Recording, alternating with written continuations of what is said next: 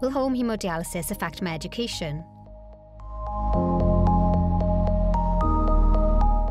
Learning in school, university, college or online can be difficult with all types of dialysis.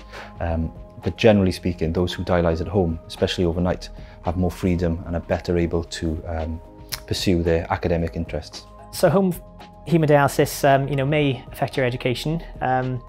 There's a good chance that it may affect it in a positive way, in the sense that compared to some of the other treatments, it'll give you a greater flexibility to be able to continue going to school. If you're doing your treatment overnight, you've got your days free, you can continue your education. There is a chance that with any form of dialysis that your energy levels might be a little bit up and down. So it might affect your education in that way. But what I would urge you to do in that instance is, have a discussion with, wherever you're doing your education or your training, and just make them aware that, there's going to be certain days where you're not feeling 100%, but you'll do your best to catch up. And as long as you're transparent with people, then generally they're always very supportive. And if they're not, then there'll be support here that you can access through maybe a youth worker, maybe a social worker here in the hospital, or any of the team for that matter, who can support you.